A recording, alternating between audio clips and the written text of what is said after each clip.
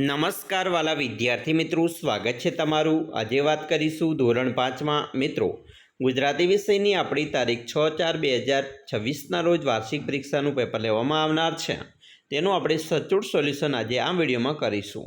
વિદ્યાર્થી મિત્રો, વિડીયોની શરૂઆત કરીએ તેના પહેલાં ખાસ ચેનલમાં નવા હોય તો ચેનલને પણ અવશ્ય સબસ્ક્રાઈબ કરી વિડીયોને લાઇક અને શેર કરવાનું ન ભૂલતા। મિત્રો, આપણે પેપરની વાત કરીશું। ધોરણ 5 કેકારાવ તારીખ 6/4/2026 સોમવારના રોજ 40 ગુણનું પેપર મિત્રો જે લખવામાં આવનાર છે 2 કલાકની અંદર। તેના પ્રશ્ન નંબર 1થી શરૂઆત કરીશું। મિત્રો, પ્રશ્ન 1નો અ છે। નીચેના પ્રશ્નોના જવાબ આપવાના છે, જેમાં પહેલો પ્રશ્ન છે, સપનું કોની જેમ પાણીમાં ઊભું છે? તો અહીંયા આપણો જવાબ આવશે સપનું બગલાની જેમ એક પગે પાણીમાં ઊભું છે। પ્રશ્ન 2, સજ્જુ કાકા પાસે મિલકતમાં શું હતું? તો સજ્જુ કાકા પાસે મિલકતમાં એક બકરી અને કાચું ઘર હતું। 3, પિતાએ રામને વનવાસ કેમ મોકલ્યા હતા? તો મિત્રો જવાબ આવશે પિતા દશરથે રાણી કૈકેયીની આપેલા વચન પાળવા માટે રામને વનવાસ મોકલ્યા હતા। 4, રામ લક્ષ્મણ ક્યાં રહેતા હતા? તો રામ લક્ષ્મણ વનવાસ દરમિયાન પંચવટીમાં કુટીરમાં રહેતા હતા। 5, ડુંગર કેમ ખડખડાટ હસી પડ્યો? તો પહાડ પર રહેતા છોકરાએ જ્યારે ડુંગરની ગલીપચી કરી ત્યારે ડુંગર ખડખડાટ હસી પડ્યો। પ્રશ્ન મિત્રો 1નો બ છે, નીચેના વિધાનો ખરા છે કે ખોટા તેની વાત કરીશું। પ્રશ્ન 1, પહાડ પર છોકરાએ ઘણા પ્રાણીઓના પગેરા જોયા? તો આ વિધાન ખરું। 2, સજ્જુ કાકાની ફરિયાદ સાંભળીને શેઠને તેમના પ્રત્યે દયા આવી? ખોટું। 3, રામના ભાઈનું નામ હનુમાન હતું? ખોટું। રામ અને લક્ષ્મણ અયોધ્યામાં રહેતા હતા? મિત્રો આમ વાક્ય ખરું છે, અને આમ જો પાઠના આધારે વાક્ય સમજીએ તો ખોટું પણ બને, કારણ કે તેઓ કુટીરમાં વનવાસમાં રહેતા હતા, વનમાં રહેતા હતા, બરાબર। 5, રાજાના આદેશથી મંદિરના આંગણામાં રવિ અને બકરીની મૂર્તિઓ કંડારાઈ? ખરું। પ્રશ્ન 2 એનો અ છે, નીચેના વાક્ય કોણ બોલે છે તે લખો। 1, લીલુંછમ ખાવાનું નથી? તો આ વિધાન સજ્જુ કાકા કહે છે। કોઈ સવાલ? સાહેબ શિક્ષક કહે છે। તકલીફ તો વીરા લક્ષ્મણને પડે? રામ કહે છે। પશુઓ લઈને ડુંગરદેવ પર કોઈથી નહીં જવાશે? ગામ લોકો ચોકીદાર કહે છે। તો થઈ જાય જય જયકાર? આ રવિ કહે છે। પ્રશ્ન 2 છે એનો બ છે, નીચેના વિશે મિત્રો વર્ણનાત્મક લખવાનો છે। સજ્જુ કાકાની બકરી, તો જવાબ આપણે લખી શકીએ કે સજ્જુ કાકા પાસે ખૂબ જ વહાલી બકરી હતી। આ બકરી ખૂબ તોફાની અને ચંચળ હતી। તેને લીલુંછમ ઘાસ અને પાંદડા ખાવા ખૂબ ગમતા હતા। સજ્જુ કાકા તેને ખૂબ પ્રેમ કરતા હતા અને તેની કાળજી પણ રાખતા હતા। વાર્તામાં જ્યારે દુકાળ જેવી પરિસ્થિતિ સર્જાય છે ત્યારે બકરીના ખાવા પીવાની ચિંતા સજ્જુ કાકાને સતાવે છે, અને અંતે તેની યાદમાં મૂર્તિ પણ બનાવવામાં આવે છે। બીજું, હનુમાનને રામ લક્ષ્મણની શી મદદ કરેલી?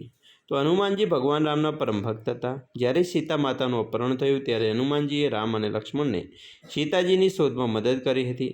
તેમણે દરિયો ઓળંગી લંકામાં જઈ સીતા માતાની ભાળ મેળવી હતી। યુદ્ધ દરમિયાન જ્યારે લક્ષ્મણ મૂર્છિત થયા ત્યારે હનુમાનજી સંજીવની જડીબુટ્ટીવાળો આખો પર્વત ઉપાડી લાવ્યા હતા અને લક્ષ્મણનો જીવ બચાવ્યો હતો। આમ તેમણે ડગલે ને પગલે રામ લક્ષ્મણની નિસ્વાર્થ સેવા અને મદદ કરી હતી।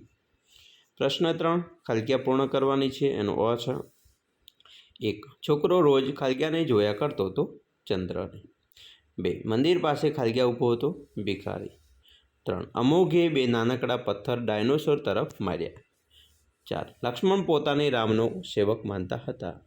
અને 5, તાડકા ખાલગ્યા રાક્ષસેથી તો માયાવી? પ્રશ્ન 3નો બ છે, માગ્યા મુજબ જવાબ આપવાના છે, જેમાં મિત્રો વિરોધી શબ્દ છે। વિરોધી એટલે વિરુદ્ધ, બરાબર, ઉલટું, જેમ કે ઊંચું હોય તો નીચું, શિખર તો તળેટી, લાંબુ તો ટૂંકું, શાંતિ તો અશાંતિ, અંબર તો ધરતી, અને રાજી તો ઉદાસ। આ મિત્રો વિરોધી શબ્દ કહેવાય। હવે આપણે સમાનાર્થી શબ્દની વાત કરીએ તો શ્રીમંત એટલે ધનવાન, ઝાડ એટલે વૃક્ષ, બીક એટલે ડર, બગીચો એટલે ઉપવન, રાત એટલે રાત્રિ, અને દિવસ એટલે દિન। પ્રશ્ન 4 એનો અ છે, નિબંધ લખવાનો છે, ગમે તે એક। અહીંયા મિત્રો પહેલો નિબંધ છે, મારા પ્રિય નેતા। તો મિત્રો આપણે મારા પ્રિય નેતા વિશે તમે કોઈ પણ નેતા વિશે લખી શકો છો।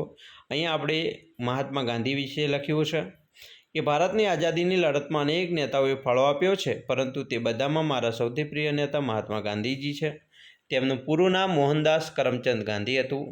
તેમનો જન્મ 2 ઓક્ટોબર 1869ના રોજ પોરબંદરમાં થયો હતો. આખું ભારત તેમની બાપુ અને રાષ્ટ્રીયતા તરીકે ઓળખે છે. ગાંધીજી સાદગી, સત્ય અને અહિંસાના પૂજારી હતા. તેમણે અંગ્રેજો સામે લડવા માટે સત્યાગ્રહનું શસ્ત્ર અપનાવ્યું હતું. તેમણે અનેકવાર જેલવાસ પણ ભોગવ્યો, પણ ક્યારેક હિંમત હારી નહીં. તેમના અથાગ પ્રયત્નોને કારણે જ 15 ઓગસ્ટ 1977ના રોજ આપણો દેશ આઝાદ થયો. તેઓ હંમેશા કહેતા કે સત્ય એ જ ઈશ્વર છે. તેમણે અસ્પૃશ્યતા નિવારણ અને સ્વદેશી વસ્તુના વપરાશ પર ભાર મૂક્યો હતો. તે પોતે રેટિયો કાઢતા અને ખાદી પહેરતા હતા. ગાંધીજીના વિચારો આજે પણ સમગ્ર વિશ્વમાં શાંતિનો માર્ગ બતાવે છે. આવા મહાન અને નિસ્વાર્થ નેતા પ્રત્યે મને ખૂબ જ આદર છે. તો સરસ મજાનો નિબંધ મિત્રો આ રીતે તમારા પ્રિય નેતા વિશે લખી શકો છો. બીજો પ્રશ્ન છે મારી પ્રિય ઋતુ. તો મિત્રો મારી પ્રિય ઋતુ અહીંયા આપણે ચોમાસાનું વર્ણન કરેલ છે. આ રીતે તમારે પણ વર્ણન કરી અને લખવાનું રહેશે. બરાબર, તો ખાસ મિત્રો વાંચી લેવાનું છે. પ્રશ્ન 4 છે, એનો બ છે તમને આવડતું ગીતડું લખો. તો અહીંયા મિત્રો આપણે એક ગીત લખ્યું છે. ચાલો વાંચીએ. ગીત છે એક ઝરણું દોડ્યું જતું હતું, એક ઝરણું દોડ્યું જતું હતું, એ તો રસ્તે રમતું જતું હતું, એક હરણું સામે મળ્યું તેને, એ તો જોતું રહી ગયું તેને, ઝરણું પૂછે ક્યાં જાય છે તું, હરણું કહે તારી સાથે આવું હું, ખળખળ ખળખળ વહેતું જાય, પહાડમાંથી એ તો નીચે ઉતરી જાય, ઝરણું મીઠું ને મજાનું લાગે સૌને તો પ્યારું. સરસ મજાનું મિત્રો અહીંયા આપણે ગીતડું વાત કરી. આવી રીતે તમારું પેપર છે મિત્રો આવનાર છે. અમે આશા રાખીએ છીએ તમને આપણો આ વિડીયો ખૂબ જ ઉપયોગી નીવડશે. અને ખાસ વિડીયો ગમે હોય તો લાઇક, શેર અને સબસ્ક્રાઈબ કરવાનું ન ભૂલતા.